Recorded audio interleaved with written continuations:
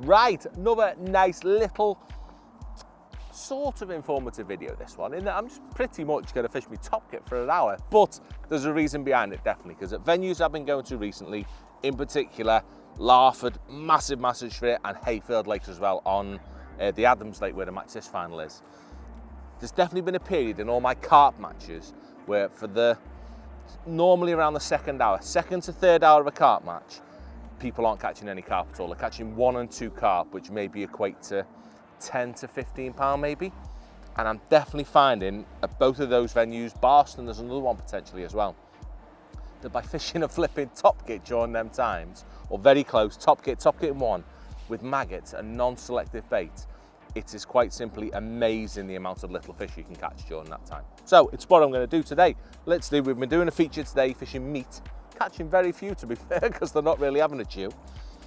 But while doing so, I've been feeding this top kit line just with maggots. Yeah, I'm not after carp, I'm hoping carp don't come in, but if they do, it's an added bonus. And I just want to simply show you lot just how many fish and talk about the little things that I need to do to make sure I catch as many as possible. So in that quiet periods, at them type of venues when the carp just simply shut up and don't feed at all early on in the match, or after that initial little spurt you get short or whatever else, yeah, it's simply amazing what you can catch on this. I mean, at Larford in a recent match, when I drew on the bare bank of the match lake, I've spent probably 1 hour and 40 fishing this line in the second hour of the match, and I caught 44 pound on it, catching fish that simply didn't even know existed in Larford.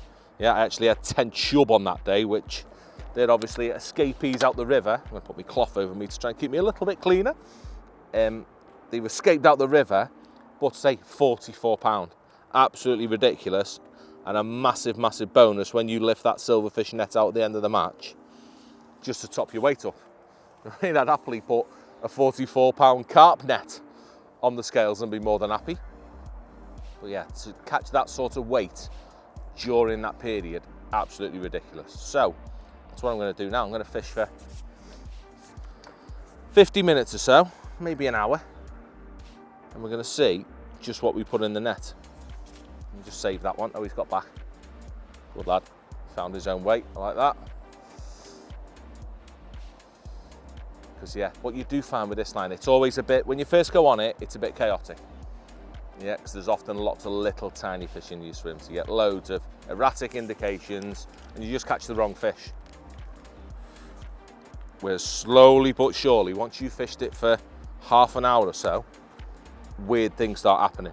And you start hooking random bonus fish, big skimmers, big perch, all sorts of little weird fish that add up really quickly. They'll slowly come into your peg because of all the commotion of these little diddy ones getting caught. It won't be long before it grabs the attention of other fish. And of course, there's no reason why you couldn't catch a bonus carp itself. I mean, I wouldn't expect to, because it is that period when they just don't seem to feed.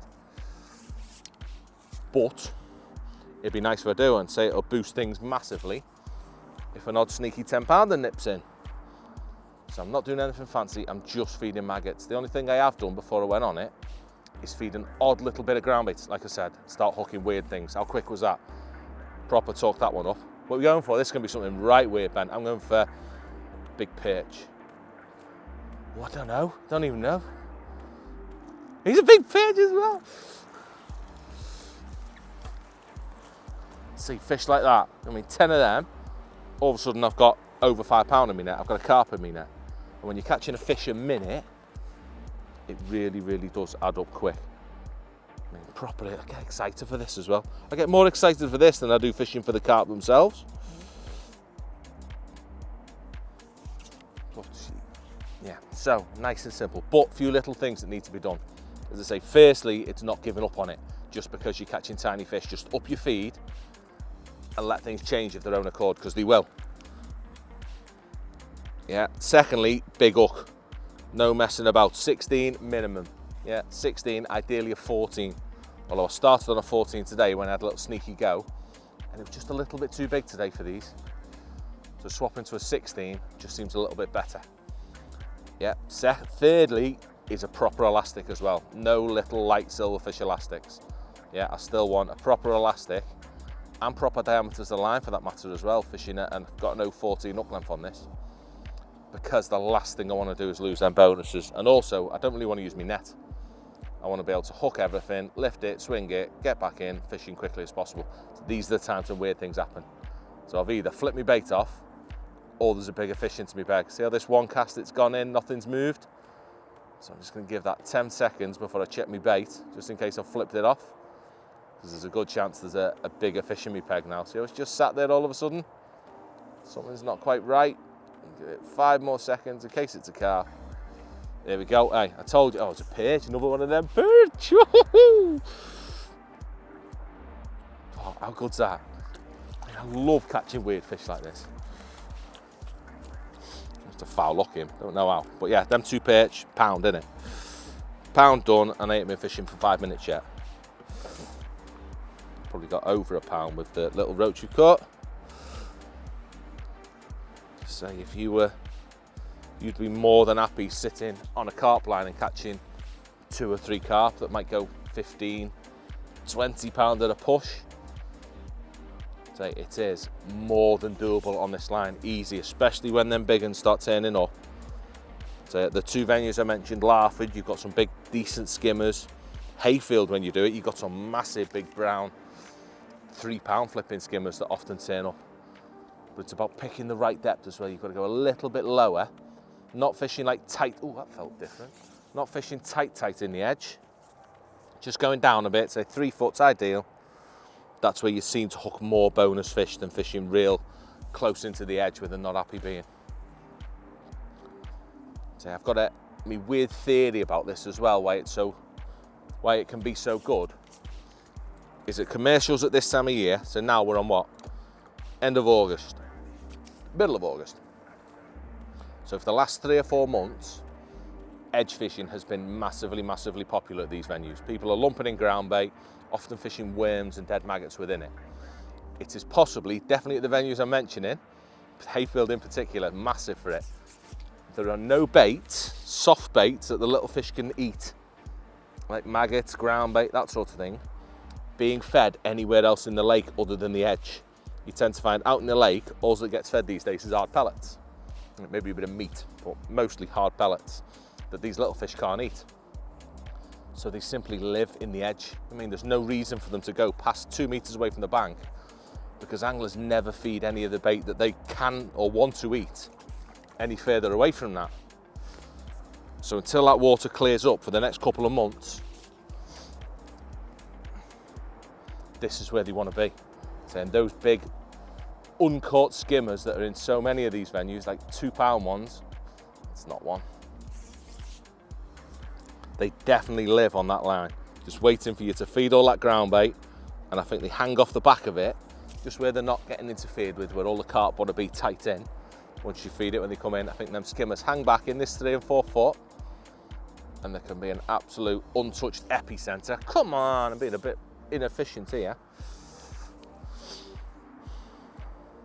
Yeah, there can be an untouched epicenter of these lovely big bonus fish that you get absolutely all to yourself. So at the minute, they are proving elusive. So I'm just going to wade through, catching these roach, still sound.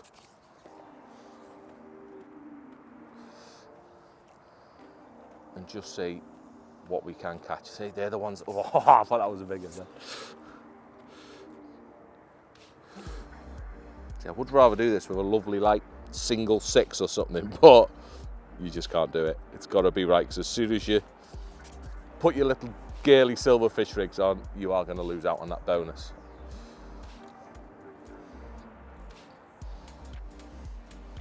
Keeping them maggots going in. What I will do is, if the little fish get too excitable and there's too many in the peg, I'll just cut back on them maggots a little bit, and I'll feed the odd little ball of ground bait. Only a little tiny ball, I don't want much.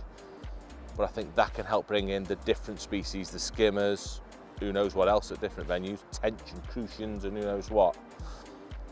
That helps to bring the other species in. Yeah, there's my first little hybrid. Why am I getting hooked so much today? I keep hooking myself all the time today. So another thing worth mentioning is the type of rig that you have on this. I don't want any little tiny faffy slow falling things. I mean, yes, they do make sense, but there's too many little fish, like really little fish, which is often the case. And because of that, if you fish a faffy 4x10s, yes, you will catch a fish absolutely every chuck, but it will never get down to them bigger ones. So you often need just a slightly heavier. Is that one fizzing a bit further out then? See with maggots now, because I've just fished meat for a little bit. Maggots just ain't getting to the bottom. Worm might be good at this point. A little worm on the hook. See, they're little diddy fish then, not letting it get to the bottom. But yeah, in this case, I've got a 0.4 on one of our stubby slims, just to get me bait down as quick as I possibly can. And even now I feel like it's not going quite as quick as I'd like it to. So I'll try meat again, because I do feel like that was snagged or something then. I've still got loads of time.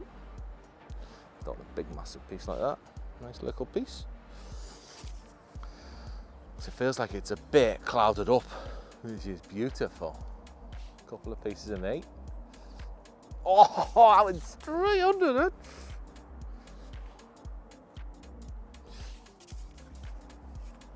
See, this is what I do at Larford, and that is a little sneaky piece of meat on. Definitely picks out them bigger ones. Hey, crazy, isn't it? Is this actually a carp? This is actually a great big carp that's come into me peg now, even better. So I've got kit on, I'm definitely gonna knacker myself up by saying this, but because I fished 014, it gives me a chance of landing it. If I put skimmer kit on, it ain't happening. But with 014, I've got a chance of getting him in. And as well, another thing to knacker myself up that's going to prove myself wrong is because you hook them in the edge, they're nearly always the bigger carp as well. They're the big clever ones that don't get caught as much because they want to eat weird baits and they want to hang down a bit. So you often find that the great big ugly 10 and 15 pounders are what you catch on this. Right, lovely, he's going to come in. So if I'd stayed on maggots, I might have never known he was there.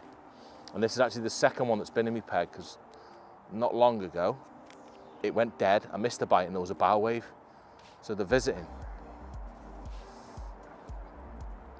Say the ideal with, I actually had a match at Ayfield just where I was able to fish this line for 3 hours. Just ticking over, catching some skimmers. I ended up with 40 pounder skimmers, but I've caught 8 or 9 carp on it as well, which is ridiculous.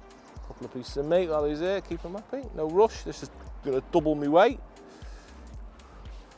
But I do think you need to, even if it goes selective like this, I do still think you need to keep on putting maggots in the peg because you want them little fish going nuts. It's what gets these big fish's attention in the middle of the day when they don't want to feed. No rush, take your time with him. And the bestest bonus ever. Ever. Lovely, he wasn't a big one, but he's a beautiful one. He's a lovely mirror carps. Yeah, still loads of time left. So I'm going to go back in on meat. Just try to be a bit selective. So this is often the time as well. As soon as you've nailed a bonus fish like that, them skimmers seem to race in. Because for whatever reason, I don't think them skimmers like mixing with the carp. So big bullies, them carp are, aren't they? Keep chucking maggots in. But that meat on the hook today, the other one's just left me bag.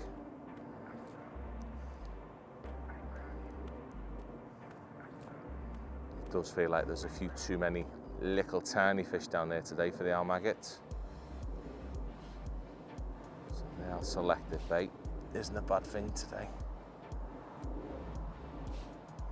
Go on, go on. Oh, if that was a liner or a little fish or what? I thought that was going to be a big skim bob. Great big skim bob. See, because they're the fish that I do think it's important to incorporate that little extra taste as well. Something fish mealy. Be it some micro pellets, some meat, some corn. Obviously they're not fish mealy, but they're selective. Or a little bit of ground bait. I think that really, really is important to get them other fish coming in. I think with just maggots and casters on their own, it can be a little less appealing to them maybe. We're gonna get a bow wave? Yep. Yeah, I feel like something's just happened.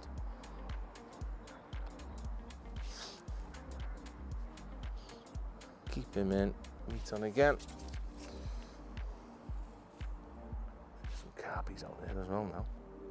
Yep, another one. So they're definitely starting to visit. Just off maggots, and we fed this all day and never seen sign of a carp down here. And even now you're not looking at your peg, you wouldn't know there was one there without fishing it. There's no swirls, there's no colouring up, there's no sign of a fish. Right, so a very, very quick, speedy. What have we had? I'd say 50 minutes we've had, because we want to go live next. We can't waffle for too long. But I'm going to whiz my net out in a minute. Going to catch 3 more. What have I got?